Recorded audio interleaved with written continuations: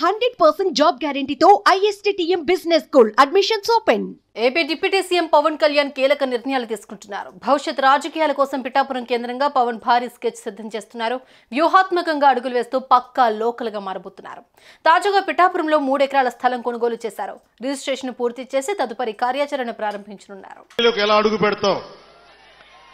నువ్వు అసెంబ్లీ గేటును కూడా తాకలేవన్నారు. నేను ఎంత సీరియస్గా తీసుకున్నా నాకు తెలియదు, నేను విన్నా వదిలేశా. కానీ మీరు ఇచ్చిన విజయం పిఠాపురంలో మీరు చాలా సీరియస్గా తీసుకున్నారు. మా వర్మ గారు చెప్పారు, గేటు నెట్టుకొని రావడం కాదు, బద్దలు కొట్టుకొని వస్తాడు పవన్ కళ్యాణ్. మా వర్మ గారు చెప్పిన ఆ వ్యాఖ్యలే, ఆ ప్రొఫెసీయే నిజమైంది ఈరోజు. మరి నాకు ఇంత ఘన విజయం ఇచ్చిన మీకు నేను ఎంత రుణగ్రస్తుని. కన్నీరు తొడవలేని అధికారం ఎందుకు? నేను ఎప్పుడు చెప్తా ఉన్నా. నేను మీకు కష్టమైన క్లిష్టమైన పంచాయతీరాజ్ శాఖనే తీసుకున్నాను. చాలా మంది అడిగారు హోంశాఖ తీసుకోండి, లేదంటే ఫైనాన్స్ తీసుకోండి, లేదంటే రెవెన్యూ, ఇట్లాంటివన్నీ మాట్లాడుతున్నా. నాకేమొద్దు. ఈ రోడ్డు గ్రామ స్వరాజ్యం కోసం బాపూజీ కలలు కన్నారు. ఆ కలలు నెరవేర్చడం కోసం నేను పంచాయతీరాజ్ శాఖ తీసుకున్నాను.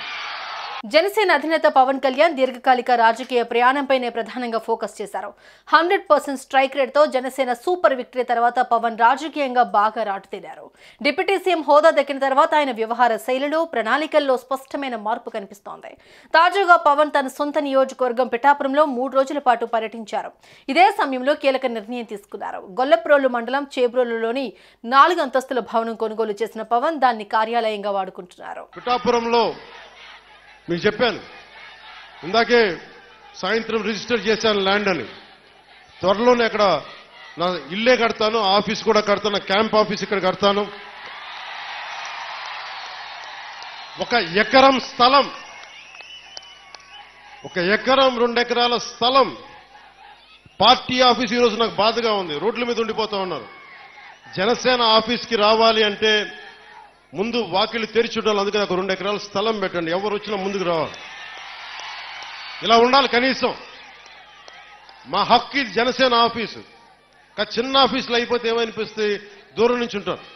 ఇంత ప్రేమగా వచ్చిన మీకు గేట్లు తెరిచి జనసేన మిమ్మల్ని వచ్చి రా అని చెప్పేలాగే 1 ఎకరం 2 ఎకరాల స్థలం మీరు వచ్చి సాయంత్రాలు కూర్చున్నా నాకు ఇబ్బంది లేదు, మాట్లాడుకునే ఇబ్బంది లేదు,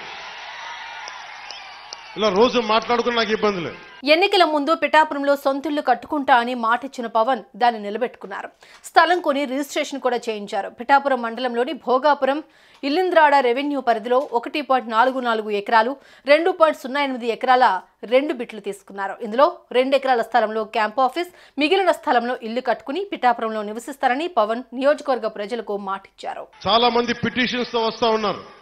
ఈ రోజు ఒక 5 మందిని నేను అపాయింట్ చేశాను. ఇక్కడి నుంచి రాకముందే వారి చేత పిటిషన్లు తీసుకుంటా ఉన్నా. ప్రయారిటీ ఒకటే చెప్పాను, ఎవరైనా సరే మెడికల్ సంబంధించిన సమస్యలు వస్తే దాని ప్రయారిటీ తీసుకోండి. అలాగే లా అండ్ ఆర్డర్ సమస్య, ఎవరైనా కిడ్నాపింగ్లు జరిగినా, దాడులు జరిగినా అది ప్రయారిటీ తీసుకోండి.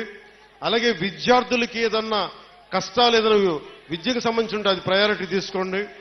అలాగే యువతకి ఉపాధి అవకాశాలంటే ప్రభుత్వ ఉద్యోగాలు వచ్చే లోపు మన మద్దతుదారులు, మన తెలుగుదేశం నాయకులు ఉన్నారు, తెలుగుదేశం పార్టీ మద్దతుదారులు ఉన్నారు, కృష్ణరాజు గారు ఉన్నారు, వర్మ గారు ఉన్నారు.